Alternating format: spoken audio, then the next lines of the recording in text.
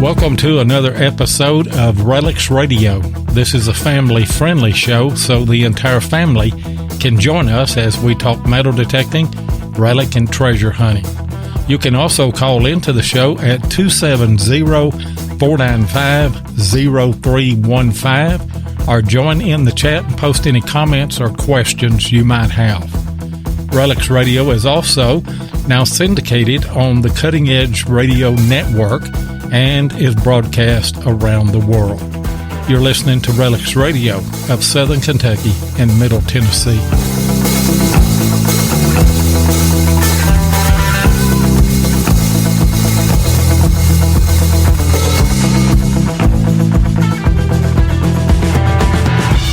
And it is Thursday again, and you are listening to RELICS Radio. I want to welcome all of our live listeners that are listening right now on the Spreaker.com app, and I see that there's a lot in there. I want to welcome all of our syndicated listeners as well through the Cutting Edge Radio Network, and want to welcome everybody that will catch this show on the archives on podcast, whether you are on Apple Podcasts, Podbean, iTunes, iHeartRadio, wherever that you get your podcasts, we are there. Because of all the modern distribution services now. We go just about everywhere. But want to welcome everybody and want to remind everybody that we will open up the phone lines later in the show, at least probably after the second commercial, after we bring our guest on and everything. But first off, I've got an announcement that I've been asked to make, and that is that the first annual Middle Tennessee Dig and Bash is going to take place Saturday, May the 9th of this year. That is a seeded hunt, and it is in Shelbyville, Tennessee. In fact, it will be at 2119 Midland Road, Shelbyville, Tennessee. And if you want information on that, they're taking sign-ups right now. You need to call Paul Klippa at 931-691-7598. Or I tell you what best to do. Go to the RELICS Radio Facebook group page, and there is a post on there that has that dig, and it also has a PDF in the comments below that you can click on. It is a sign-up sheet. You can fill that up and mail your entry fee in, and you're ready to go. And I see that Ohio Relic Hunter put part of that in there, but that number is 931-691-7598. That's Paul Klippa. Give him a holler, and he will get you fixed up. And I tell you what, I'm excited about the guests that RELICS Radio is having this first month of 2020. Had a great guest last week, very interesting guy. Got great guests all of this month, and tonight is no exception. I got a couple old Civil War relic hunters out of Middle Tennessee. I got Donnie, Vaughan, and Wayne Jenkins. Welcome to the show, guys. Hey, glad to be here, buddy.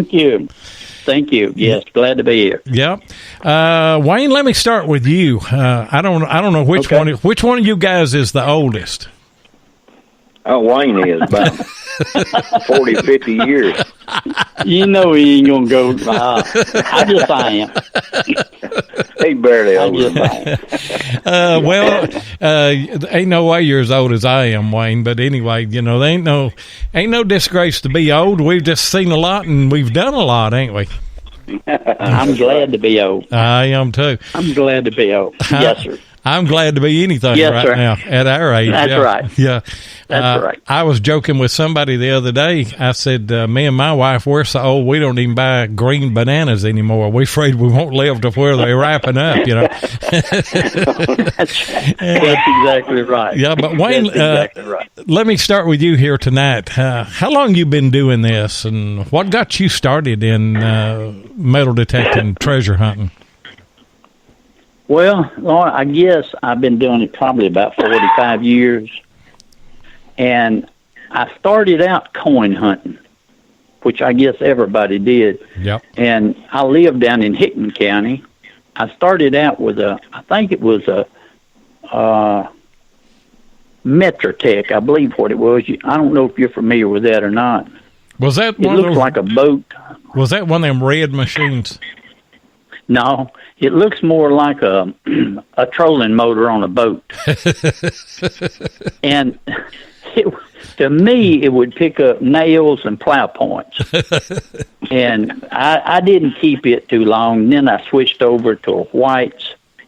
But it was, oh my gosh, it was, I guess, 1.5 foot long and had 13 C batteries in it. Yep. And had a coil on it about like a marshmallow.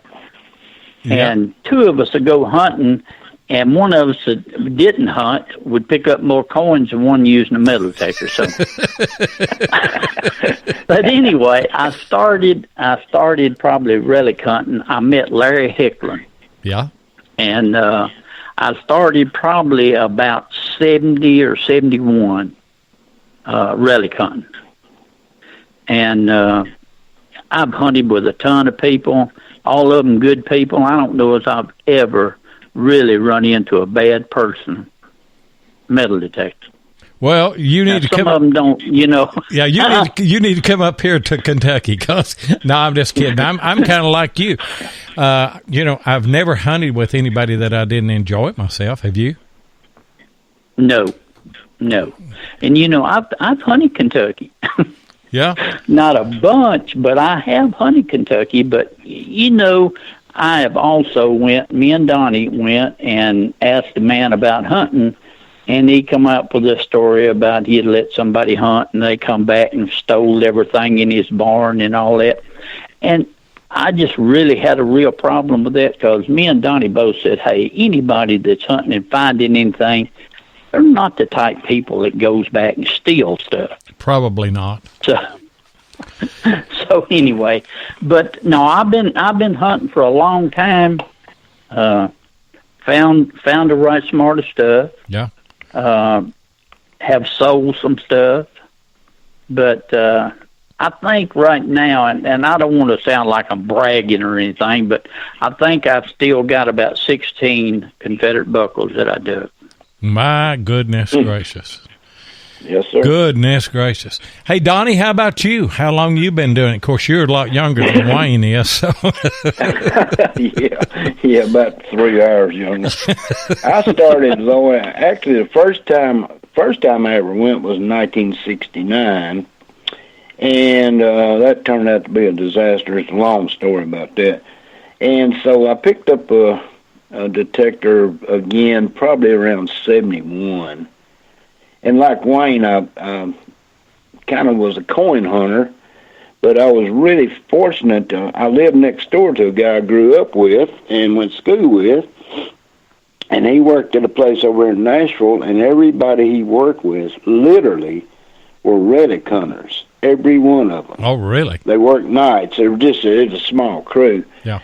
And so he's like, man, we need to go with these guys one day and kind of see what they're doing, and that's what we did. And I said, man, this is what I like right here. I like getting out here in the woods and climbing hills, all that stuff. So anyway, I started primarily relic hunting then. Yeah, but and that was probably 71 or 72, Lloyd. Well, you got a few years on me, because it was I think 75 whenever I got my first metal detector. Oh, you're a rookie, man. Yeah, I am. I think I've been hunting for 44 years now. And, seems like all of your life, which, it's more than half of my life anyway. I kid around that I'm 150 years old. Actually, I'm just I'm just 69. Just turned 69 this last year. But I remember those old detectors, and I want to get both of your thoughts on it. Start with Donnie. We didn't have VDI on those. All we had was tone, wasn't it? Yeah, no, You just dug by sound, man. Everything, you picked up every signal. It didn't matter if it's a nail or a bullet or anything. You picked up everything. But over a period of time, you kind of learned the sounds. Not all, it wasn't perfect by no means. Right. But I used to hunt with a guy with the same machine as I had, and he could literally, he would tell me, he said, "Oh, that's a bullet there," and I'd listen to it. I said, "It's just, it don't sound no different." He said, "No, it's a bullet," and it would be. Yeah. I said, "Man, you got the ear for it." It took a long time, but yeah, when we started, just like Wayne, there wasn't no VDIs or no computerized nothing. It was just all metal, go. And Wayne, all of them had those concentric coils, didn't they? Wasn't no double D coils or anything. No. But don't you think it's an advantage for all of us to learn to hunt by sound? Yes, I do. definitely, definitely. I just, I think we leave stuff by looking at them numbers all the time. Yeah. And but I will go as far as to say I just wished that when you started and when I started, I wished I had a machine like they've made today. There wouldn't be nothing left. There's not much left right now anyway, But, I mean, they wouldn't be anything left because you guys are like me. We just keep pounding those old sites and they just can't be much left, on the sites that we've hunted, and but I think it's an advantage to learn the tones and everything. And I think young hunters, one thing that they ought to do is concentrate at least a little bit. Now, I'm not totally against the numbers because I look at them, but I think for a little bit during the hunt, you need to either close your eyes or just not look at the thing and try to figure out when you're hearing a sound, is that brass or is that, it's kind of easy to tell iron because it's a lower grunt, but is that brass or, is it lead? Or is it copper? Or is it silver? They've all got different tones, don't they? Right. And Lloyd, I know you've been hunting a long time, and I have too. And this is, I'm going to say from 8 years ago or maybe 10. What do you think the number one selling detector in the U.S. is? The number one, if I had to, now what date range are you talking? How many years are you talking? I'm going to say probably 10 to 12 years ago because I'm not up to date because I used to sell detectors, but I don't then. But I'm going to say 12 years ago what the number one selling detector was. 12 years ago, I'd say it was a White's. Am I wrong? Wrong. What is it? Donnie, do you know? I'd say probably maybe a Tesoro. Bounty hunter. Bounty hunter. Well, okay. A bounty hunter because... You know why? But no, go ahead. They sell them in Walmart. Okay. Yeah, that's right. Yeah, and but how many of them you think sitting up in a corner somewhere or another that nobody knows how to use? Well, that's true, too. And, people have advanced on. And everybody looks at a bounty hunter and says that, that it is just it's just an entry-level machine or something, But there are some good bounty hunters. Now, they won't compete with a Equinox and stuff like that, Right. Well, you know what I tell exactly people, Louie? I always tell people, I said, it don't matter what machine you got. If it's a bounty hunter to anything, whatever the high dollar machine is, you got to have a good sight. That's what, you put so much money into a metal detector. Some of these detectors, $2,000 or more dollars. Oh, yeah. I said, put that time and that money into research. And if you got a good sight, I guarantee you could take a bounty hunter or anything, and you could find stuff if you're the first one there. That's right. That's the emphasis. I said, it ain't, if you got a $2,000 machine, you ain't got nowhere to hunt. All you doing is collecting dust. That's it. It sure That's is. what I say. Yep. I want to talk about research in just a minute, but we need to run a commercial break and be right back. I'm excited to announce that Tim Henderson of Murray Branch Outdoors has rejoined RELICS Radio as a sponsor. As a multi-line dealer, Tim carries several brands of detectors and accessories, and he's ready to serve all of your metal detecting needs. I'll give you his contact info in a minute. So why did RELICS Radio go back to Tim Henderson as our dealer sponsor? 3 very important reasons. First, I often hunt with Tim, so I know firsthand that he uses what he sells, and he prides himself with great customer service and support. Second, Tim goes the extra mile in helping the new detectorist determine exactly what they need to get started. He will not try and sell you some high-priced product if that's not what you need. And at the same time, Tim can serve the seasoned detectorist with their upgrades or new product questions. And finally, Tim won't leave you hanging after the sale. He's just a phone call away for any questions or specialized training needs. So, you can call Tim directly at 615-948-4611, or you can email him at tjhenderson@comcast.net. And Tim is in the chat here tonight. He's listening to what Barb is eating. She said she's eating a Greek salad and a half of an Italian sub, and Tim said, yum, yum. But Tim, while you're in there, go ahead and put your email in there, because that's the way Tim wants you to contact him. There or by phone, and I guarantee you that he will fix you up. Hey, guys, we were talking about research. How do you guys go about doing your research? Oh, well, that's the one thing that I really like to do. I've done it for years and years and years. And I use all kinds of sources. One of the very best sources, though, is, since the invention of the Internet, thanks to Albert Gore, he said he invented it. Anyway, we can now, I can do like Google searches for, the best thing for me is like Confederate diaries. Yeah. And there's plenty of them. If you go to do a Google search, I'll look for Confederate diaries that mention, say, Tennessee or Kentucky. Right. And try to read in there and get some tips. Every now and then you'll get a hint. We're encamped, X amount of miles from some town near Widow Smith Spring or something, anything like that. That's what you do. Yeah.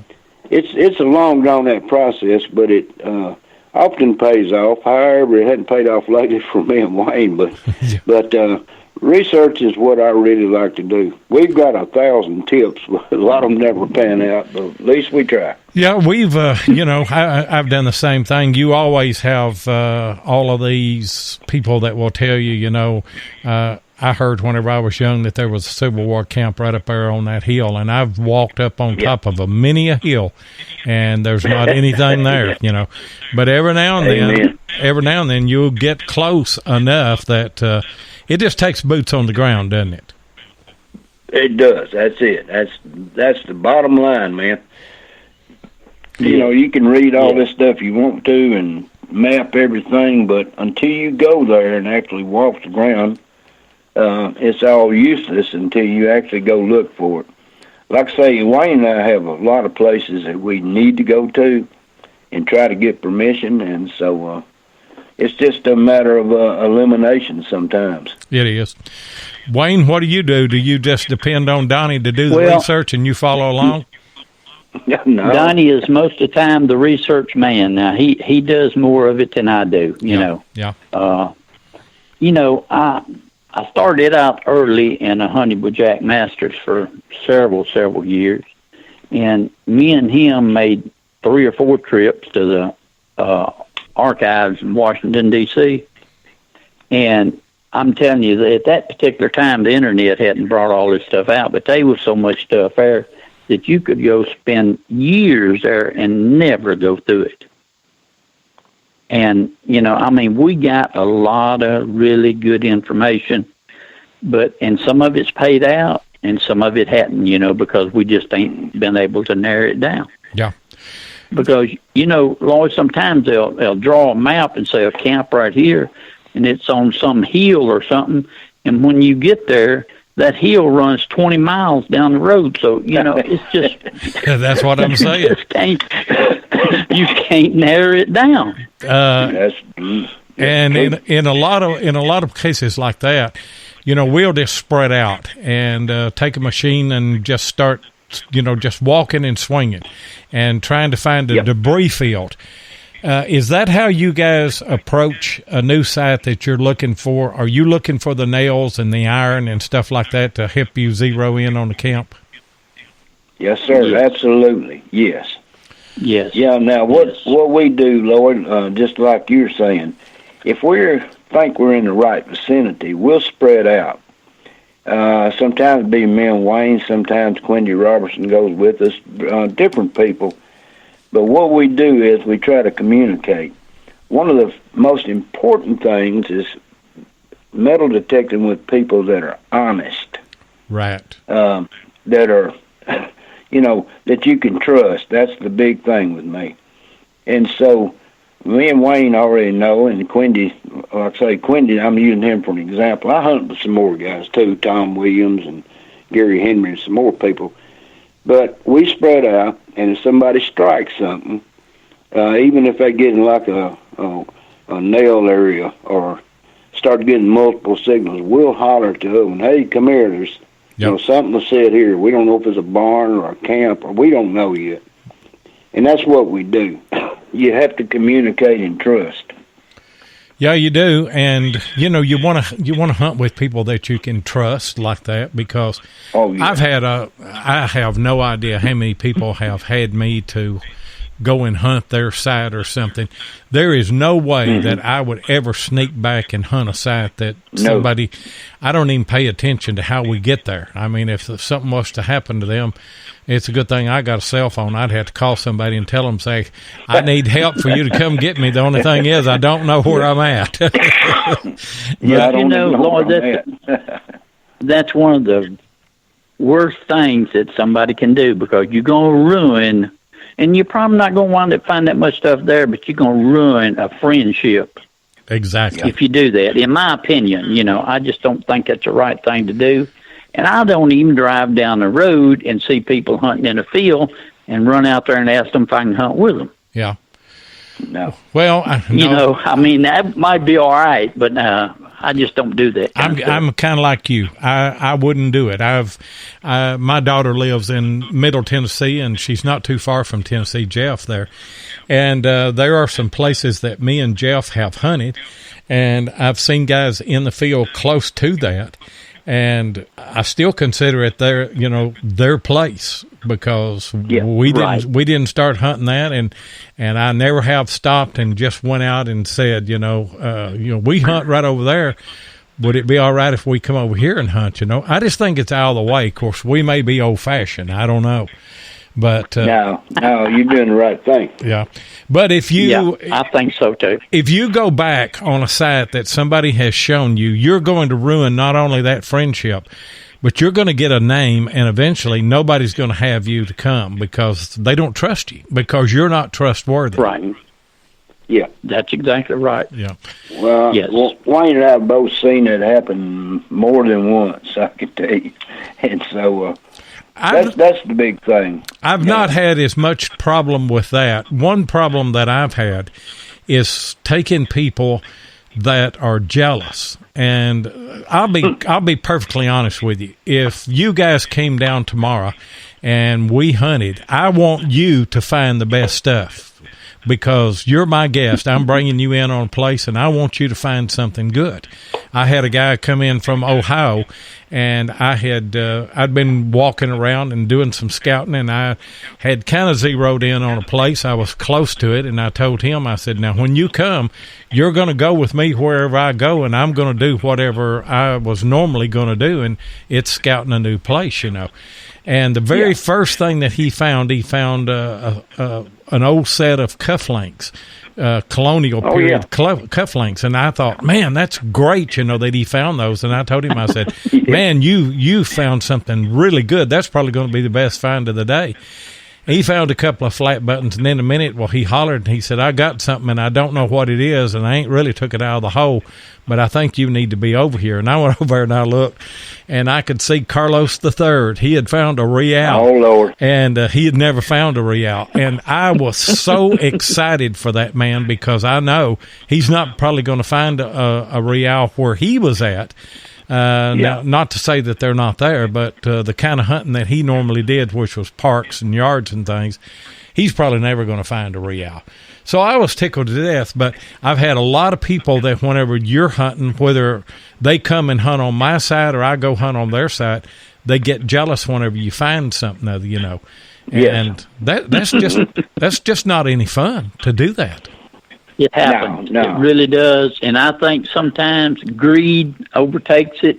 And if it does, I think it just ruins them. If you got nothing but greed and you want to find it all, then I just don't think you're doing it for the right thing. No, I don't want to hunt with you. I'll be honest with you. I don't want to hunt with you. I'm the same way. Because I don't either. You know, I've made 2 trips down to Murfreesboro to hunt with Tim Henderson and Ron Reed, and I'll just be honest with you. I've made some trips down there that I had phenomenal hunts where I really found some good stuff. My last 2 hunts, I haven't found anything. I may have recorded 1 clip. And both of those guys on both occasions found a little bit of stuff, you know.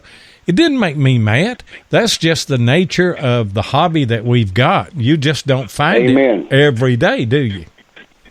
No. Oh, heck no. No. Amen, brother. Yeah. You know, you're just not going to do it. But, you know, I guess you always want to find something, but I always want to see somebody else find something good, too. Oh, I do. Yeah. If I do too. That if I had my if they're hunting with me, you know, that's one of my priorities. I want them to find something good, because if I already like the people that they're hunting with me, so you know it ain't no jealousy at all. Yeah, that's right. It's just you know, I'd rather see somebody get it than nobody get it. That's true. We're saving history. Me and Donnie can be out hunting, and I can go out there and not find anything, and he's found 4 or 5 things, and he gets a good signal. This is the kind of guy he is. He hollered, Wayne, come over here and dig a signal. Dig this right here. Yep. I said, no, man, I don't want to. Yeah, you dig this right here. Yeah. And that's the kind of guy that he is. He's good about that. He really is. He does the same thing for me, though. Well, that's what you do. Yeah, me and Tennessee Jeff do the same thing. Now, we kid around with one another, but when we hunt together, you know, if he gets in a little pocket and he goes to finding things, well, he'll holler at me. He'll say, hey, you know, I found a flat button here, and I think I've got another flat button signal here. If you're not into something, you need to come over here. And I'll do the same for him. Now, every once in a while, it will turn out to where he hollered at me one day, and he was finding flat buttons, and I came over there and found a real, and then I found 4 or 5 things, you know. And he makes comment on the camera while I'm filming. He said, I'm just going to film today. But it's been the opposite, too, to where that I would holler at him. And we were working that construction site, and I was finding bullet after bullet after bullet. And I was working the right side of where the dozer was pushing. He was working the left side, and he wasn't finding anything. For some reason, I was finding maybe 6 or 7 bullets to his 1. So whenever they dumped another load and the dozer spread it out, I said, this time you take the right side. And he said, why? You're doing good over there. I said, I'm doing too good. I don't feel right about it. Yeah. I said, you get that right side. What do you say the first signal he found was? A bullet. U.S. box plate. at the top of my bucket list, a U.S. box plate. He'd already found 2 on that side. But now that I was tickled to death for him. But we on film we're mad at each other and we're arguing and we're fussing and we're kicking. You got in my line, you stole my relic. But it's all in fun. We're just having a ball while we're doing it. No doubt about it. That's really what it's all about. The bottom line is just have a good time, man. It is. Lord, you know what we do to somebody? We take them out hunting like that, and they start finding everything good. What do you do? We take a break, and while they're not looking, we put a couple of pull tabs on the bottom of their coil. Yeah. Or turn their knobs and mess with their machine. I know you're kidding about that. Hey, we need to take a break, and we'll be right back. T-shirts are a perfect way to get your brand recognized, whether you're talking about a business, a club, a sports team, your YouTube channel, or whatever. But you may have asked, where can I get quality, affordable shirts on demand? Well, I'm glad you asked. RELICS RADIO uses DetectTees.com for all of our T-shirts, long sleeve shirts, and hoodies. That's DetectTees.com. Ken and Mark Guthrie make quality shirts that last, they ship quick, and best of all, they're affordable. So if you need customized apparel, then go to DetectTees.com and be sure and tell them that RELICS Radio sent you. And talk about 2 good old country boys, Mark and Ken. I don't know. I had a brain freeze there for a minute. Mark and Ken Guthrie, 2 good old country boys, and they've always done well by us. Go check out DetectTees.com. And we got 2 more good old country boys here. We got Donnie Vaughan and Wayne Jenkins from Middle Tennessee. Down there, and they were talking about putting pull tabs on the bottom of somebody's coil if they're finding too much stuff. Hey guys, I'm gonna do something that I normally don't do because we were trying to get some calls early. I'm gonna open the phone lines early tonight. One of you guys out there in chat, if you will, put this number in chat so people can call. It's 270-495-0315. Some of you cats down there in Middle Tennessee that hunt with these old characters here, call in and give us the scoop on them. We were trying to get some calls early in the show, and we're all old. Those guys may be wanting to go to bed earlier than we do, so we'll open up the phone lines. And I see that Mark Thomas has put it in there for us. You were talking a while ago about reading the diaries and trying to get some information. Yes. Let's share something with somebody. I'm going to share a tip that I heard about whenever you're reading diaries and things like that. And then if you guys can think of one while I'm telling mine, well, then you tell yours. They said that if you read in a diary or a record where, say they're going from Tompkinsville here and they're going down to Nashville, they're headed down to Nashville, and they stop and they camp at Sugar Creek. They said you always cross the creek and camp on the side where you're going. You don't camp on the side of the place where you came from. You go ahead and get the creek crossing out of the way. Have you guys ever heard that? I've heard that before, Loie, and I think there's a lot of truth to it. But yeah, I have heard that from other old relic hunters. What tips have you guys heard that you could share with anybody? Well, I'm sure Wayne has a bunch of them because we've been very, very fortunate. We have found either independently or together numerous camps. So one thing is that they always told me, I'm talking about the early relic hunters, who I was fortunate to know almost all of them. The guys some of them started in the 50s even. Wintertime, they camped on the south side of a hill, never the north side. Right. If it's a winter camp. And so many. tell people why. I mean, because we've got some young hunters that listen to this show, and they may have no idea why you would camp on the south side in the winter, and vice versa in the summer. Exactly. Yeah. If you read about a camp, for instance, they went into a long-term camp, let's say near Manchester, Tennessee. They'll say we're camped up on the side of a general sloping hill. Well, you can bet, if you look at the dates, okay, they were there in December and January and February. Well, they're going to be on the south side because the north side of the hills where all the cold air wind would be coming from, so they'll get on the opposite side. Other things I've learned is I look for springs. Whenever I ask permission, one of the first things I'll ask usually as a farmer or somebody owns a lot of land, are there any springs on this place? Yeah, there's one back there. It's dried up now, but used to be one back here. If you can find a spring and you can find the high ground just above it, it's almost every time will be either an old house site or a camp or both. Right. I've only been fooled maybe 3 times, and I've seen a bunch of springs. And almost every one of them, if you find the flat ground above the spring, it's almost every time the early house site, too. It's a colonial house. And I'll tell you... Yeah, because, know how they got, 640 acres or something, like land grants? Right. Well, they always settled, the first place they looked for was good water. Good water is the first thing they had to have, and they would always settle near a good spring. And it'd be on the high ground above the spring. It's almost automatic. If you find out there was a spring back here somewhere, some guy says, oh, yeah, there used to be a spring, or still is, go back there and go to the high ground above it, and almost every time will be an early house site or a camp or both.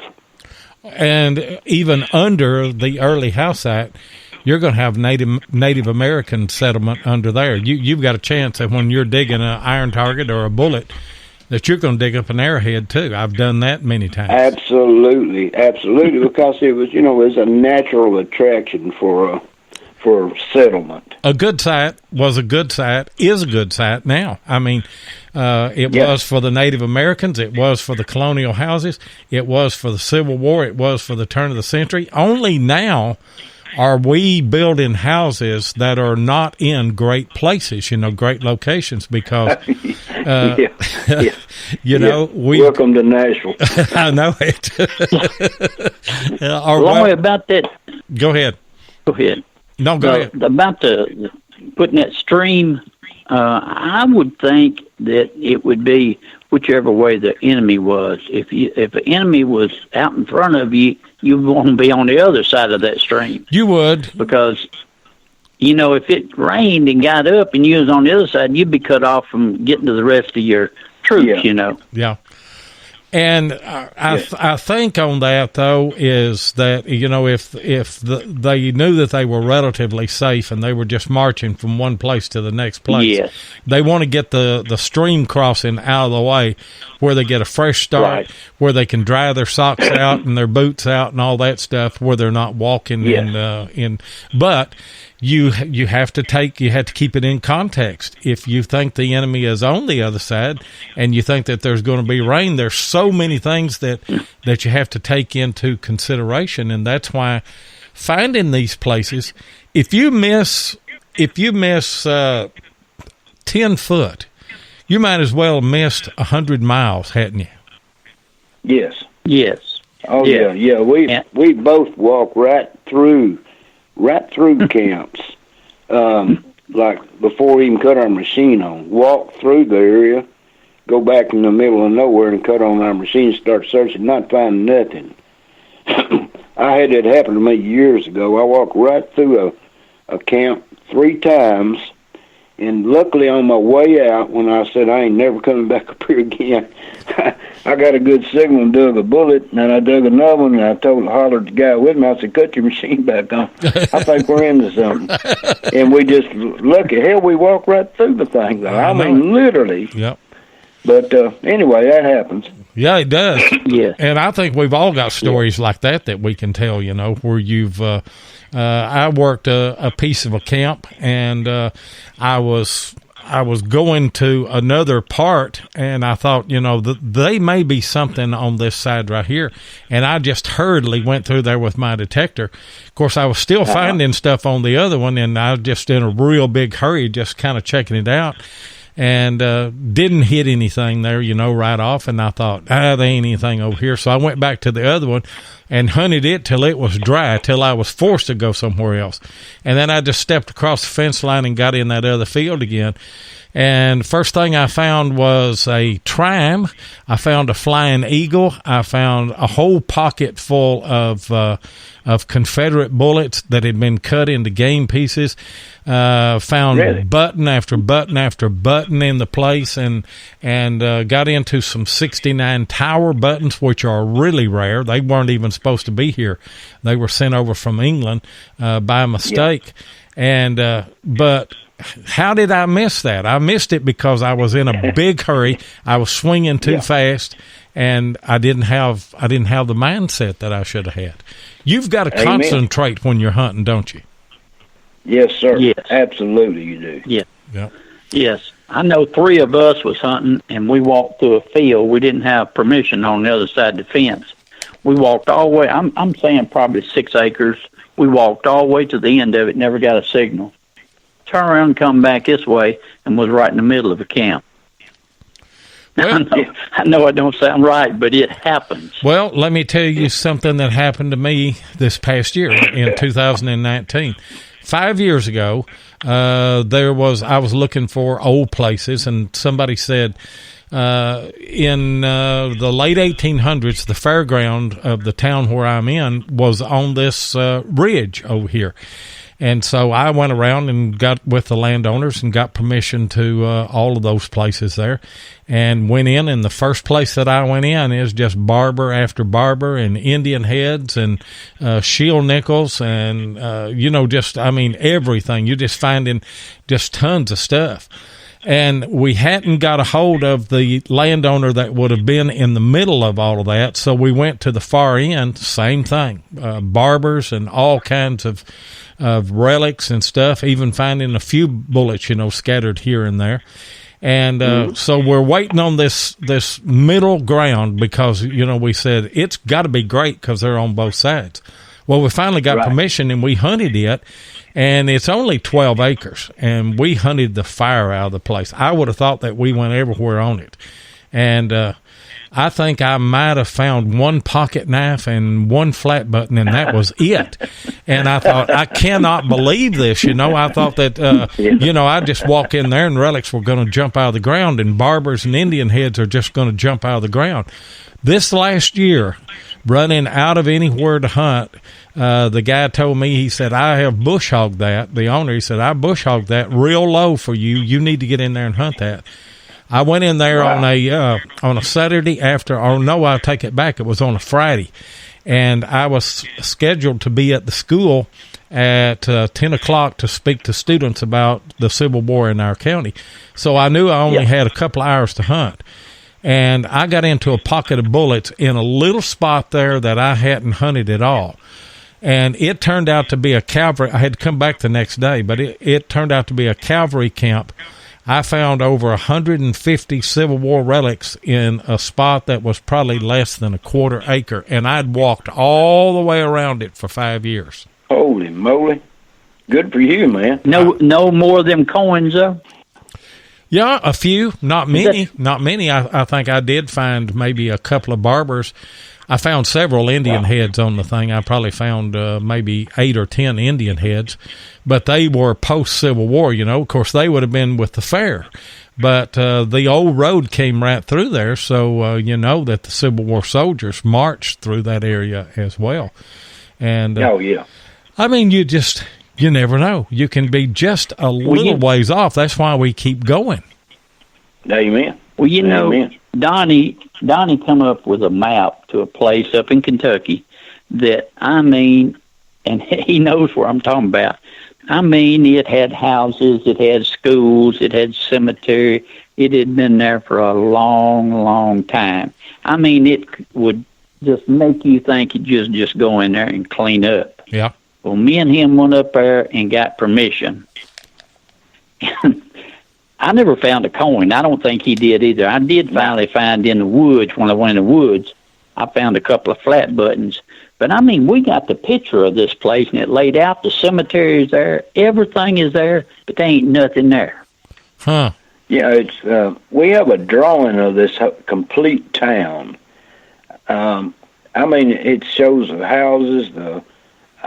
It was a huge place. It wasn't no like 10 people lived there. There's probably 200 people lived there. Yeah.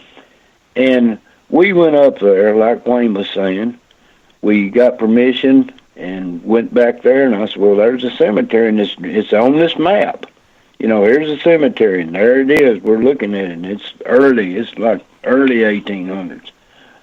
And we hunted the far out of that place and found just a few flat buttons. I'm like, and nobody ever hunted it. It's so rural area. And I'm like, man, I don't know. Sometimes these maps ain't what they're cracked up to be. Yeah, we need to get back together and go back to that place if it's... Well, the last time we were up there, it was under new ownership, and he wasn't too nice. Oh, okay. Yeah, you have that. Yeah, he was... but now, his we'd be mother glad had to give owned it the to place, you. and she died or something, so... Yeah. Donnie would be glad to just turn it over to him, let him go up there and get permission for us to hunt. Absolutely. I can tell you exactly where it is.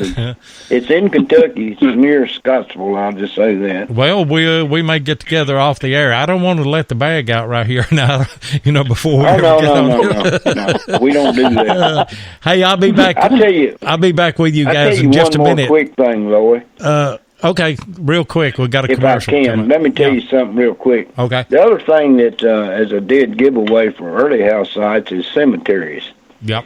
If you find or know, you can look on the internet, there's millions of them, where like a cemetery is, if most of the graves are the same name, it's probably pertaining to a house site nearby. Okay. So if you see a little small family cemetery, say 12, 15 graves, and all of them are named, just about all of them are Sullivans or, whatever their name. Right. Then you can pretty well bet that there's an old house site nearby, judging by the dates of the graves, born in, 1804 and died in 1839. Well, okay. Yeah. So this house site here is going to be pretty early, and it's almost every time going to be, the cemetery will be behind the house site, almost every time. So, the road's out there, the cemetery's back here. So in between these two, it's probably an early house site. Yeah. And they're easy to find. You can, like I say, you can look at the internet, cemeteries are marked everywhere. Yeah. Sure can. Let me run this commercial break and we'll come back. We may talk more about that.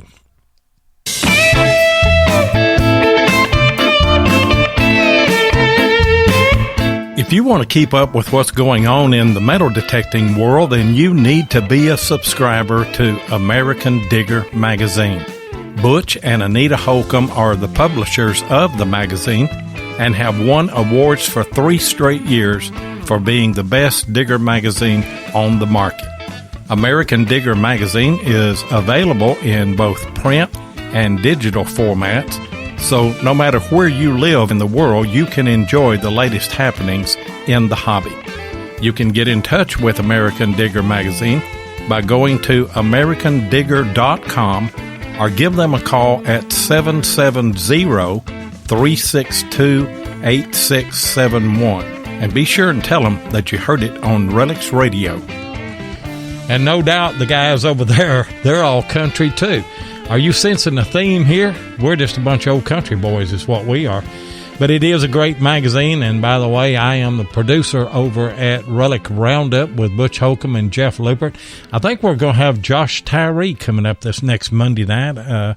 They were messaging back and forth before I went on the air with this show here, and I think that's what they said. That's another country boy, another fella down in Middle Tennessee, and Donnie, you and Wayne, you know Josh, don't you? Oh, sure, yeah. Yes. Yeah, we know him. He's a good boy. He is a good boy. guy. A lot of good guys down there, no doubt about it. Yes, sir. And we got a call coming in right here. See if I can get him linked in. It is Denny Morrison, another country boy. What's going on, Denny? Well, hello there, Jeff. How you doing? This ain't Jeff. This is Loy. Oh, didn't recognize you there, Lloyd. Hi, Lloyd. I'm doing good. What you doing tonight? Oh, I'm listening to a pretty good program here. I got a couple things that up here in Ohio we look for, because we're pretty flat up here. But I'm always looking for a great big old tree out in the middle of a field. I'm thinking there had to be something out there. Why is that tree still there? I know the farmers, a lot of farmers will leave a tree like that. It might have been a homestead that they can sit under and get in the shade from out working the fields. And I always look for flowers coming up. And that is fixing to happen, too. Donnie, you and Wayne know that as well. I'd say I'd say some of the bulbs are starting to come up there in Middle Tennessee. I noticed out here in the yard, I dug up some a few years ago. I was working a site that had a bunch of the daffodils, and when you dig a hole, those bulbs would come up, and I just put a bunch of them in a sack, brought them home, and put them in the wife's flower bed, and I noticed that they're coming up. But those are always an indicator of a house site, aren't they? Oh, yes, sir. Always. Yes. What we need to do is go in the spring, and Denny, you may do this, go in the spring and just drive around and look. And I always am. Yeah. Here in Ohio, I'm sort of looking for a pump out in the middle of a field, and I found a pump beside a creek, and I still haven't figured that one out. And the guy who lives there, he doesn't know. Why in the heck was a pump beside a little creek? I don't understand that. Unless they were pumping in water to a hog feeder or something. I don't know. Yeah. Yeah, it could have been. But those always intrigue me when I find something like that. Or I'm always looking out in the fields, especially for big old trees. Or I don't know. If you can get an aerial view, I'm looking for depressions or something that doesn't look right. So just. Of course, I'm always looking at plat maps, so that helps me. But I know for Civil War things, I'd be looking for the picket post on both sides of the creek and maybe all four corners. Yeah. So that'd be my point. Yeah, so. I mean, there's just so much to look for. But, Donnie, you and Wayne can chime in on this, but anything that is out of place is worth investigating, right? Absolutely, yeah. Yeah, we look, like Wayne now, for instance, we look for buttercups coming up. Yep. It's always an indication of a house site. Almost every one of them's house sites. Right. We look for yucca plants, large maple trees, fruit trees. Just endless amount of things to look for, but you got to get out here and look for and be observant. But yeah, a lot of them, we know of a place right now, there's 1 million buttercups coming up every spring, but actually I think we could probably hunt there, but the problem is we'd be seen by a lot of people. And so we've been hesitant to go there because I know we're going to get seen by other hunters. Yeah. And it's in a pretty good relic area. We've dug Civil War relics around there. But we're hesitant to go because for sure we're going to get seen. Well, they're going to see the buttercups, so eventually you'll lose completely. Some of them ain't too smart. They ain't figured that part out yet. I hate to say it. After tonight, they will. Yeah. Oh, well, it don't matter. Yeah, we may have revealed too much here tonight. But Wayne and Lloyd, I have figured out a long time ago that a lazy guy that's looking for something, like a schoolhouse standing, he'll never find anything that we're talking about because he's too darn lazy to get out of the truck or get out of the car and walk a field. Yeah, those places. Denny's right. Yeah, those places have been hunted, ain't they, Wayne? They're done. Yes. I mean, Yep. You're talking about people that have had metal detectors in Middle Tennessee. Now, it's not as bad up here in Kentucky. In fact, I could name on one hand the number of hunters that are hunting around me within 30 miles of me. I can name on one hand, and, there's just not that many. Now, some of them are really good hunters, but there's just not that many of them around. You go to Middle Tennessee, when a baby boy is born, they give him a metal detector, or his family one. Yeah, you're right. So, you know what? When I started hunting, and this is a true story, when I started hunting, I was out hunting, and a guy walked up to me. I didn't even know it scared me when he walked up to me, but he told me, he said, "That is the quietest weed eater I've ever seen." he thought my kind of man. Yeah, nobody knew very much about metal detecting at that time, but now everybody knows, see? Yeah. You've heard these stories. It's never happened to me, although I was talking to a lady one time about, her and her husband both, about hunting a place, and it was close. Well, it's close to the camp that I've hunted here that has really, really produced well, and I know that there's relics on their place.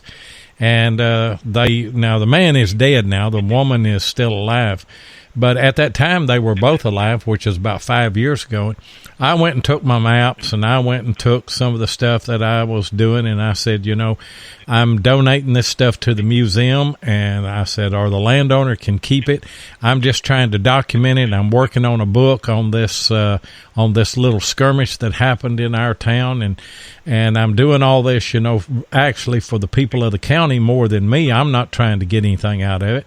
And I was telling them how everything was laid out, and I said, I know that there's stuff on you, and there's yeah, and I was having a good feeling about it, I said, and I talked on there for about an hour, and we talked back and forth about things, and I was telling them where stuff was located, where the cavalry section was at, and different stuff, yeah, boy, that's interesting. And I said, and your place is another part of that puzzle, and I just wanted to complete that puzzle.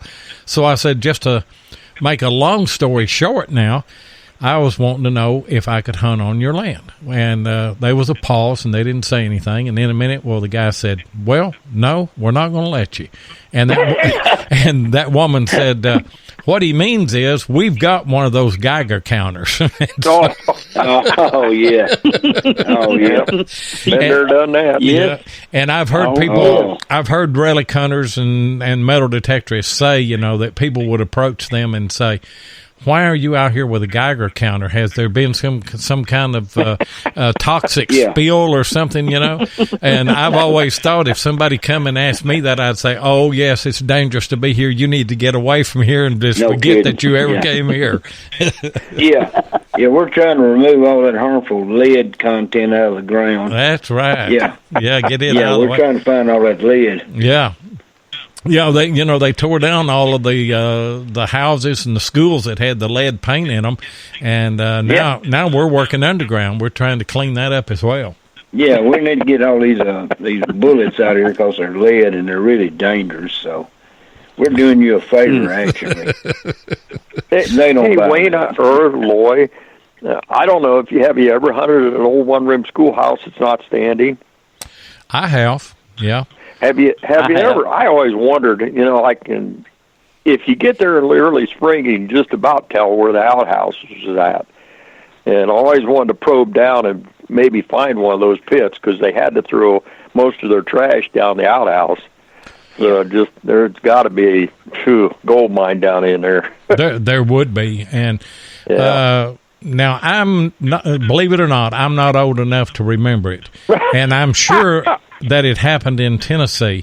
But at all of the old schoolhouses way back in the day, they had what they call pie suppers, and they would have music and they would have dancing. And what happened is that the young women would bake a pie, and the young men would come in and they would auction those pies off. And whoever gave the most money for this girl's pie got to dance with her that night. You remember hearing those stories? In Middle Tennessee? Sounds like a good idea to me. Yeah. We had, they called them cake walks and pie suppers and box suppers. Stuff. Box suppers. Yeah. So But the problem is, go ahead. big problem, Lois, down there where Wayne's from, the county he's actually from, they were some really poor people down there, man. I mean, you could find a place that's never been searched, and you'd be lucky if you found 2 pennies. Well, I know it, but you're going to find all poor. Yeah, you're going to find flat buttons and things. So, and then that's true. I'm right at home finding that. I mean, I'm tickled to death. I don't have to find money. Them people down there were so poor they couldn't even pay attention. I know it. That's the truth. Yeah. Denny mentioned there a while ago something about privies and stuff. Wayne, you or Donnie, have y'all had any luck finding or digging any privies in Middle Tennessee? I'll let Wayne answer it first. I have dug one, but it really didn't turn out as good as what I thought it was, But I know some people that has really, really done well digging them. Yeah. But it's a lot of work. It is a lot of work. Yeah. Now, I've had better luck in digging the trash pits in Civil War camps. Yeah. Yeah, me too. Yeah. Yes. Yeah. Now, you'll find some good stuff in them. Yeah. Yeah, our huts, but we didn't have huts here like they had in Virginia, did we? Yeah, there are some, but maybe not like they had them. Yeah. Now, generally speaking, no, but I've hunted areas, and Wayne has too, where there's still a remnant of hut sites, Confederate hut sites. Yes. They're few and far between. You don't see them like you do in Virginia, and we've hunted in Virginia some. So, matter of fact, a guy took me and Wayne to a camp. Now, they'd been pounded, but dead gum hut sites as far as you could see. I mean, oh my God Almighty! Oh, really? You were on Hansborough Ridge. No, we were actually the other side of Fredericksburg. That's right. Were you hunting with Dennis Cox? It was a Confederate camp. Were you hunting with Dennis Cox? No, we know him. We was actually hunting with Mike O'Donnell, if you know him. Yep. Yeah, he's a good guy. You say you don't have any huts in Tennessee. What you do have is trash pits, because every 4 minutes there's a trash pit. Yeah. So we dug in. Now, go ahead. How Wayne, you or Donnie, how do you go about finding the trash pits? Do you get in on a signal or what? I'm going to tell you what you need to do, Lloyd, and we're going to show you, we're going to introduce you to trash digging. If you'll buy us one of those ground-penetrating radars. Now, we each want our own special one, you know that. Yeah. But no, really, to answer your question, back then we would hunt with machines on all metal, and we would pick up iron, and then we'd start digging iron, and then we'd get into bricks and that kind of stuff, and then broken glass. And, I've even dug some on a couple occasions that was 6 by 6. Yeah. Now, you dig one of them in a day, and I tell you what, you'll sleep at night. Yeah. You ain't wrong. Yeah. And that's the way that's the way we get into those in Virginia. You take a GPX and you're looking for those real low, long tones. And on this cavalry camp that I found, I was hunting with, I started out with my Equinox and found some of the shallow stuff, and then brought my GPX in to find the deeper stuff. And I got one of those real long signals like that. And I dug down, and when I first dug down, I hit ash. And I thought, I am either in a trash pit or I'm in a hut. And Jeff wasn't with me, wasn't anybody with me. And so I called Jeff and I told him, I said, I've got a long iron signal here. And I said, I took a couple of shovels full out, and I said, it is solid charcoal and ash. And I said, I'm going to quit right here. I'm not going to do anything. I said, when can you come and we'll dig this? Because I knew he wanted to dig one. And so he said, well, it'd be 4 or 5 days before I could come. And I said, well, I'll just hunt around here then. And if I find another, I'll mark it. But I won't dig one until you come. Well, he came and we dug, and the ash and stuff was probably down 4 foot deep, and we probably had a whole 4x4 that was just solid ash, and we had some bone and stuff. We did not find one piece of glass. We did not find one bullet. We didn't find anything in there but just ash. I mean, that was it, just charcoal. And I have no idea what the deal was there, unless maybe the farmer or something had cleaned out a fence row years ago and just burned a bunch of stuff there. And that's possible. Do you think that they could possibly have been in their tent sites or hut sites, taking the ash out of that and dumping it somewhere or another, and that could have wound up in that hole? I have no idea. If that's the case, I would like to find their tent sites and their hut sites, But this was just it's a real small cavalry camp, and I think it was just kind of an overnight thing. So a trash pit probably would have been out of place there anyway, Yeah, no. So, no, there's no chance of that. No, it wouldn't have been. Yeah, it wouldn't have been. Yeah. And that was... I used to hunt. Go ahead. Go ahead, Lou. I was just saying that was a conclusion that me and Jeff reached, that it's an overnight camp and they didn't have a trash pit anyway. But we had fun trying it, anticipation of digging it out. Go ahead, Donnie. I cut you off. Well, back in the day, I used to hunt with a guy. Well, there's a group of guys, but one of them was prolific in finding Civil War trash pits. He was uncanny. He was almost unbelievable. But he could find them. He had an old Fisher 441. Of course, he didn't have a discriminator or nothing, but he'd go really deep in the ground. He had a big, giant coil on it. But he also carried a probing rod in his car. Yeah. So he would he called it a low tone, just a little hum, and he would probe it. And, oh, my God, he found so many trash pits. I think when he died, Lloyd, he probably had somewhere in the neighborhood of 300 to 500 intact, perfect Civil War bottles, from whiskeys to flasks to inkwells, all of them funneled, just beautiful. He dug trash pits everywhere. He could find the crap out of them. Yeah, and I learned a lot from him because I used to hunt with him. So, yeah, and but you got to have a machine that'll really go in the ground and find that really deep iron. Unless you have enough patience to just, if you know where a known camp is and they were there for a while, just to start probing it, just randomly probing it. Yeah.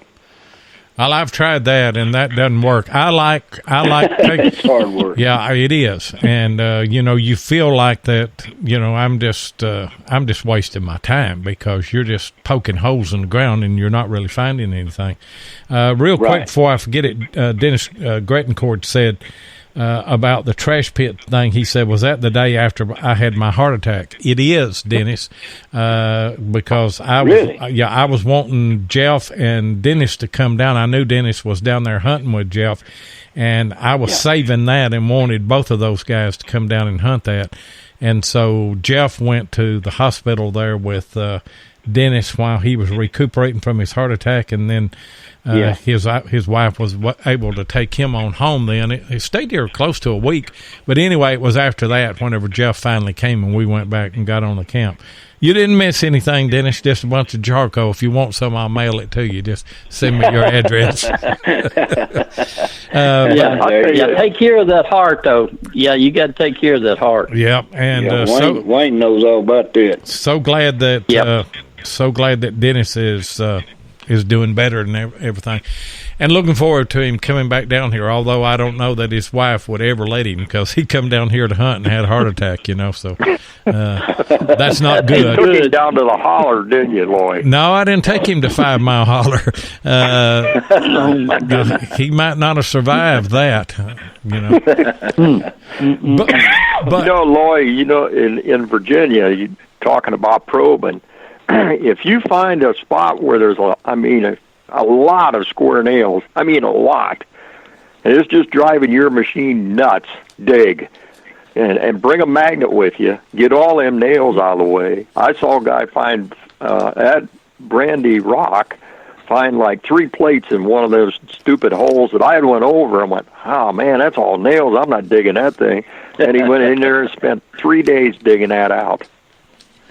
It happens, man. Yeah. You know, So it doesn't have to be a barrel band. That's what you're looking for, barrel band. Right. That's what you're looking for. Or any, but actually, any I long dug a time. hut. I dug a hut at the Excelsior camp, and I got a bullet at 2 feet and a eagle button at 2 feet. And the guy said, "Dig that, Denny. That's a hut." And it was. I got cross cannons out of there, 60 or 80 bullets, a cathedral bottle. It was crazy. And I got a red pop can. Yeah. I'll do it. Yeah, the guys that went through before, he wrote a book on it, Howard Crouch, Yeah. the Relic Hunter, it's called. He wrote a book on it, and he said they went through this one camp, and they only dug out the plates or the bottles, I'm not sure what. And each one of them, they threw out a pop can so they could come back and find it later on, and I found one of his huts.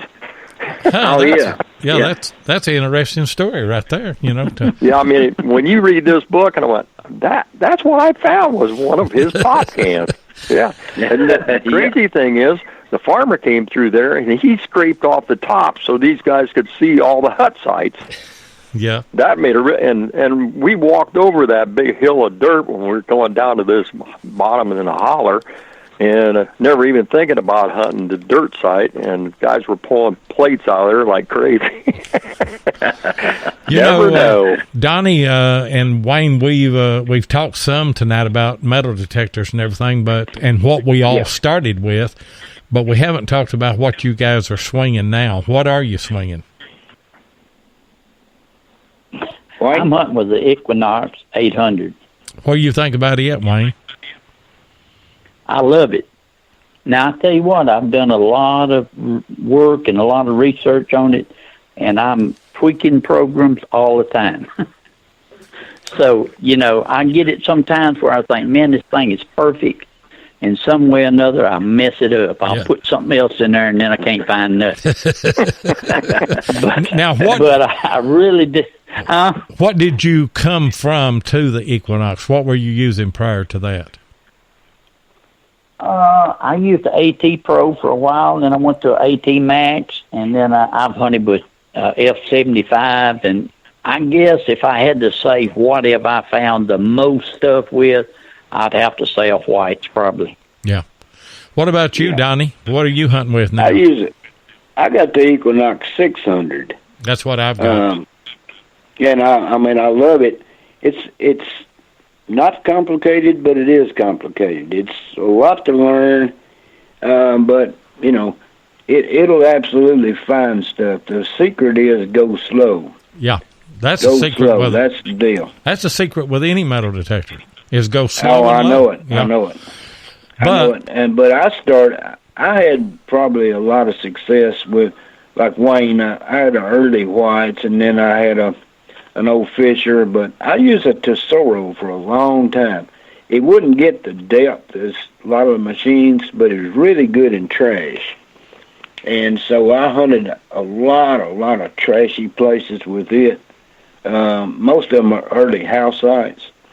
You see, back when I started, Lloyd, guys would hit a house site. If we were looking for a camp, for instance, and they'd hit a house site, oh, Lord, they'd run the other way. One of them, a guy that me and Wayne knew really well, he would say, that place up there's a blankety-blank junkyard. Yeah. In other words, it's a bunch of trash there. So he would avoid it at all cost. But nowadays, we purposely look for those type junky places. I do, too. Because you got machines now that are kind of pick through it. So. And you've got a spot that everybody else walked away from.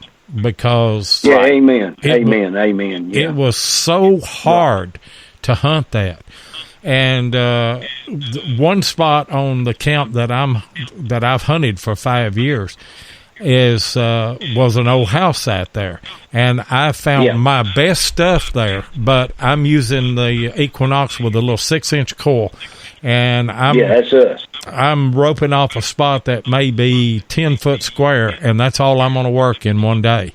And I just go over it and over it and over it just as slow as I can from every angle. It will surprise you what will just pop out of there with that Equinox.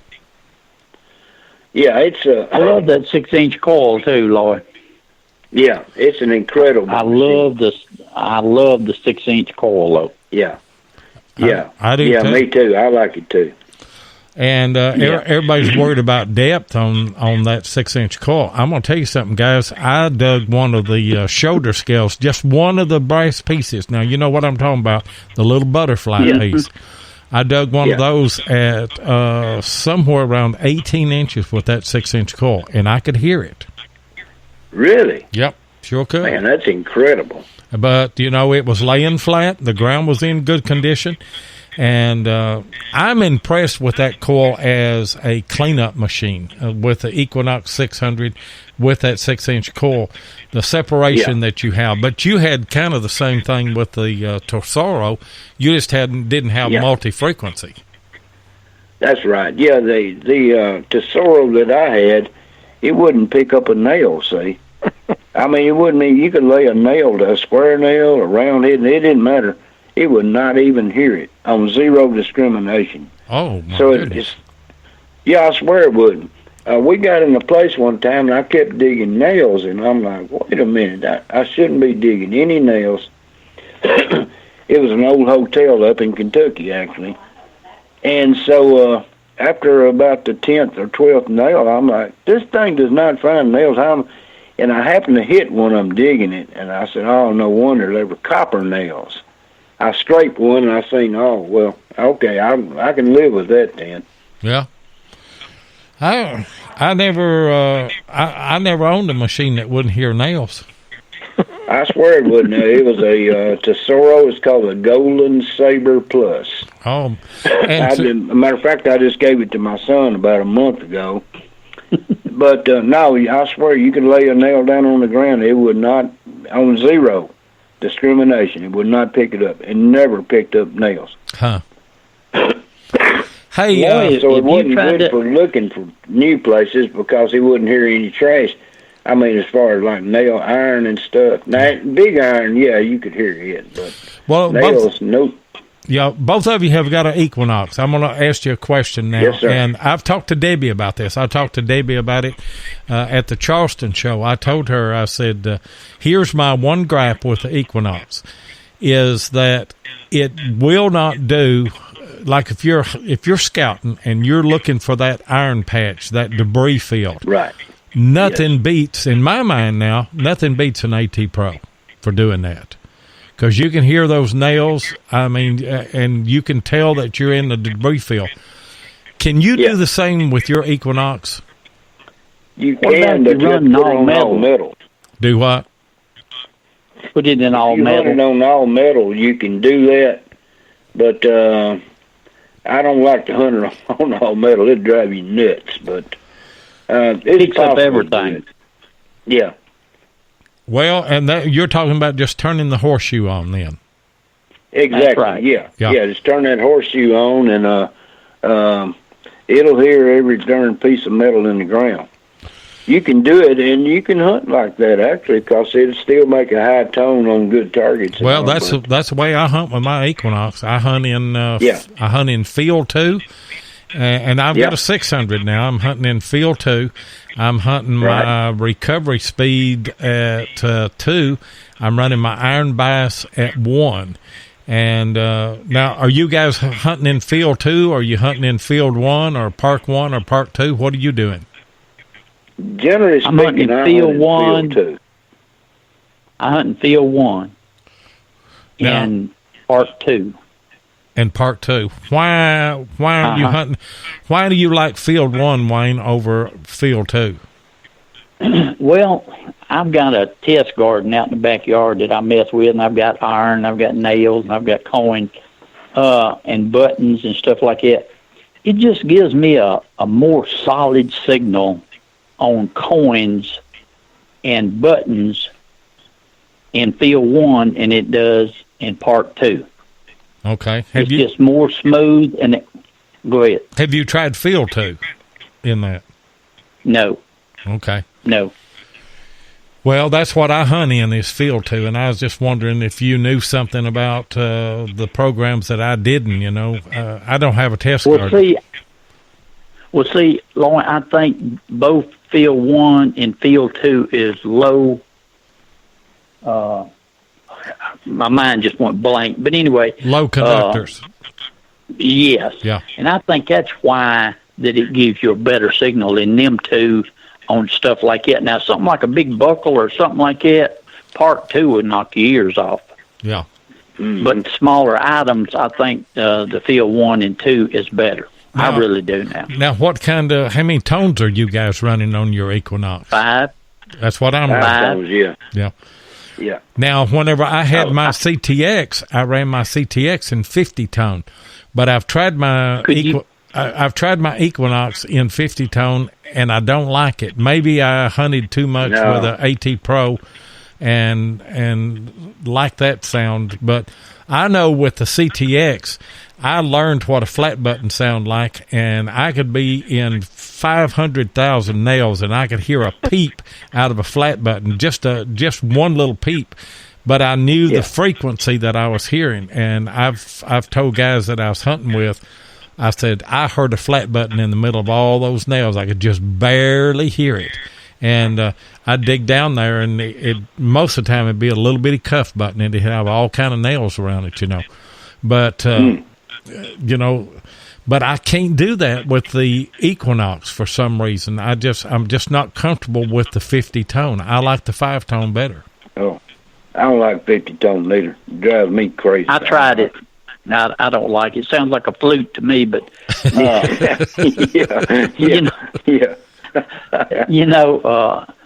I do like the 5 tones. But I wanted to ask you: have you hunted that much with that simplex?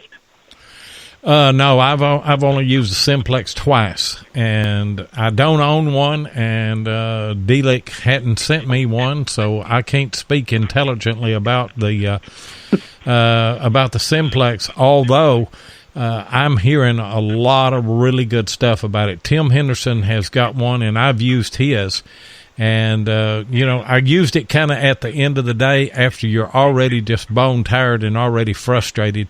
And, we dug some tones and stuff. I mean, it will compete with any machine that I've got, I think, other than the GPX. It doesn't have that kind of depth. But it is a good machine. There's no doubt about it. I mean, I don't know on the, obviously it doesn't have the multi-frequency. It's only got one frequency. And I don't know if it has that super separation that that's where the Equinox shines. Because you better believe it. I have found stuff with huge flat nails laying right on top of it. And that signal was just as clear. I found a war nickel with a big old square nail on it, so much so that the war nickel had a little rust on it, and that's 35% silver. And so I think it is the separation of the Equinox, but you're working against yourself if you try to work that machine fast. It's already fast. Amen. Go slow with the thing and let it do what it was designed to do. Amen. Right. I agree with that. Yes. Yeah. It is a good machine. I really do like it. And, but Loy, and there Jason, is some people. Well, Jason Smith is in the chat here tonight, and he said that the simplex has had good separation for him. He's confirmed that, and that's what I'm hearing from everybody that's using it, that they are really, really tickled. And you're talking about half the price of an Equinox.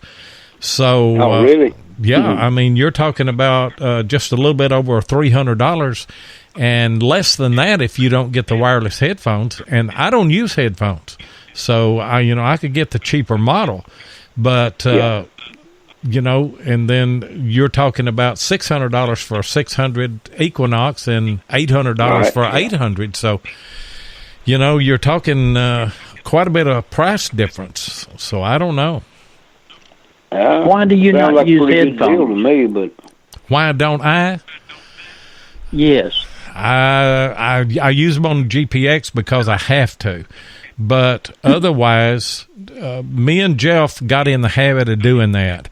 and I can hear that he is in a debris field, and I can hear the signals that he's getting, and he can hear mine. Now, I will ask people, will it bother you if I hunt with no headphones? If somebody says, I don't want you hunting with no headphones, well, I won't do it, but I can hear better. Now, a lot of people will say, no, you can't. Yes, I can. I'm 69, but my hearing is perfect. I mean, I can hear, and I like to have those tones more ambient out in the air. I can distinguish between them. Whenever I put the headphones on, they all start blending together too much. When they get out in the air and they have a little bit of opportunity to separate, I can tell the tone of a button from a Cohen or something. I mean, you can just, even in 5-tone, I can tell the difference in those tones, because they're separating out in the air, and they're a little bit more isolated. Now, that's just me. Some people can't do that. Yeah. And, well, Quindy don't use no headphones. Yeah. No. Yeah, he does. He's good with his machine. Yeah, he does. I've hunted with Quindy, and he wears a headset once in a while. I've never seen him wear a headset. He never has. Well, Quindy bought a F-75 because he asked me what I was using. I said F-75, and that's what as far as I know, he's still using that crazy thing. He absolutely does. Yeah. And he's good with it, but the times that me and Wayne's hunted with him, which have been a bunch, he's never wore headphones with us, but... Well, you know what he does? He puts a headset on, but he's got one side up, and that's the way I hunt. Yeah. If you look at my pictures, a lot of times you'll see one part of my headset. My left ear's up. I like to have it open. I don't know why, but that's the way I hunt. Well, see, that's whatever you're comfortable with. That way I can hear the snakes. Yeah. I can't do that either. I've got to hear with both ears. And well, hey, it don't bother me. It don't bother me at all with somebody not hunting with. But my personal feelings is, I think you can. Oh, I can hear better with the headphones than I can without them. Then you need to use them, no doubt about it. And I'm just the opposite. I can tell more about the signal. If you understand what I'm saying, I'm getting those signals out in the open air where they have time to kind of, sound travels, and as it travels, it dissipates, and I'm able to hear the nuances of the sound as that sound fades out into the air, and I can't do that with a set of headphones. Now, if I get I get in a spot that has a lot of traffic or a lot of noise or something, I'm going to put on a set of headphones because it defeats my purpose. I can't hear what's going on, And so how do you hear? I'd say you hear better. How do you hear weak signals, Loy? I just hear them. I can hear a really, really weak signal. I've got my... You're lucky. Yeah, I am. I am lucky to be as old as I am and to be able to hear good. That's what it is. He's got good hearing, but he looks like crap. Can't have it all because he's a Roman. I ain't going there. Can't have it all. No, I'm gonna leave it alone. Yeah, and my wife says I only hear what I want to hear. So she says I can't hear anything anymore. I just don't want to hear some of the things that she says to me. I guess maybe I don't know. Hope she's not listening to the program. Oh no, she don't. No, she's not listening to it. No, she's downstairs. Oh man, I tell you what, guys, you guys have been great guests tonight. It was a fun night to just sit and talk to a couple of old guys like me that just like to get out and hunt for some old history and no jealousy, no drama, no fussing, no fighting, none of that kind of stuff. No. Yeah. We want to hunt with you. I want to hunt with you too. You guys can come up here anytime. Like I tell you, I'm just pounding a bunch of old sites like y'all are, but if you don't mind doing that, you're more than welcome. Or I tell you what, we can go to that site that Donnie was talking about. Well, both of you were talking about here in Kentucky, and I'll see if I can take those good looks that Denny said I had and get a permission. If it's a woman, I can get the permission, I believe, guys. I think Donnie and Wayne owns that place now. Who does? Donnie and Wayne. He'll take you down to the holler, and you don't want to go there. It would be a good time. Donnie, it would be a good time to go. We know where some women's at. We know where some women's at that won't let you hunt. We need to take Lloyd with us there and let him talk to them. yeah. We'll get him get shot at first. I'm just kidding. I'd probably have better luck with the men than I would the women. But you guys have been. Me too. You guys have been great guests, and I really appreciate you coming in. All right, brother. And spending time. And I'm coming down that way tomorrow. Of course, I reached out to you. I know that Donnie's got an anniversary, don't you, Donnie? Yes, sir. Yeah, it's tomorrow. How many years y'all been married? Anniversary, man. Sir? I say, how many years you been married? Now, I'm going to put you on the spot right 23. there. 23. Okay. Well, you're just a kid. He married late. Yeah. He married late. Me and my wife, year before last, we were celebrating our 40th anniversary, and I told her, I said, when we first got married, we just got in the car and took off. We didn't know where we was going to go. And did you really? We did. I mean, we just got in the car and she said, where are we going to go? I said, I have no idea. Let's just take off. And I said, you point a direction, and that's the direction we'll go. And we wound up in Texas. And Texas? Yeah. And so we went off down that way. And so when we celebrated our 40th, I said, let's do what we did the day we got married. I said, this time I want to point a direction. I'm going to go the other way. And I said, I've never been to the Cumberland Gap. I want to go there, and then you can pick the next spot. So we went through the Cumberland Gap. We went through Virginia. We went through North Carolina, South Carolina, back up through Tennessee, and back up into Kentucky. When we got home, beautiful. When we got home, I said, this 40th anniversary was the best. And our oldest daughter said, you guys know you just been married 39 years, right? And we had miscounted the whole thing. So we had to do it again last year. But our anniversary is February the 10th, and I've already booked us. That's a good day. Yeah, I've already booked us to be in the Smoky Mountains on February the 10th. I'm not taking a metal detector with me or anything. We're just going to go down there. I bet that metal detector stays at home. Yeah, it does. Yeah, you better, dadgummit. And Can I come down for my birthday, Lloyd? No, we're going on our anniversary, and no, you cannot come. That's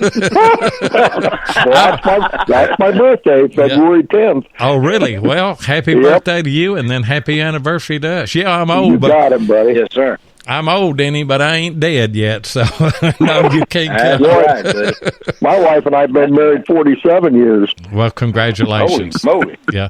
And congratulations to you and your wife, too, Donnie. And you guys have a great anniversary, and we're doing some more dive certification stuff on Saturday down in Nashville, and we'll be there all day. Me and Ron Reed will all day. And I reached out to y'all. I didn't know if y'all were doing anything tomorrow, but we'll hook up another time and get to hunt together. All right, man, we'll do it.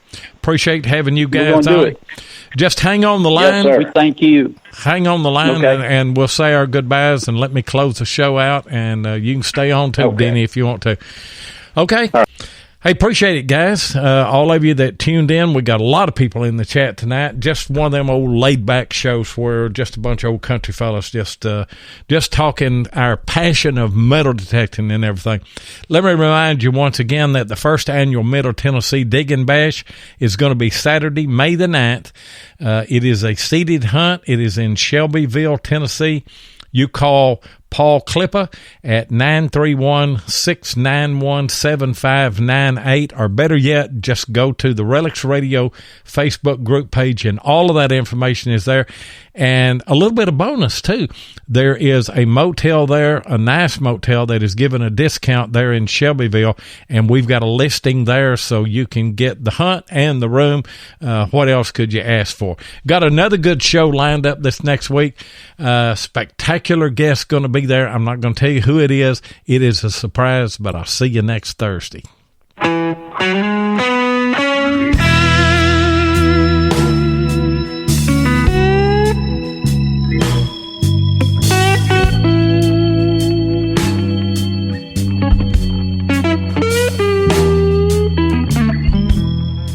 Thank you so much for joining us tonight on RELICS Radio. We really do appreciate it. Be sure and join us live every Thursday night at 8 o'clock Eastern here on Spreaker or you can catch the archive show at RELICS Radio on Spreaker, iHeartRadio, iTunes, and many other podcast outlets. RELICS Radio is also syndicated on the Cutting Edge Radio Network and is broadcast around the world. Please take a minute and hit the like button and be sure and follow us so you'll get notifications of all of our upcoming broadcasts. You can also find us on YouTube at Diggin' with 7 or Tennessee Jeff, or you can check us out on our RELICS Radio Facebook group page or Adventures in History on Facebook. If you'd like to get in touch with us, then send an email to relicsradio@outlook.com. We'd love to hear from you. We hope that you'll join us next Thursday night, and until then, get out there and dig some history.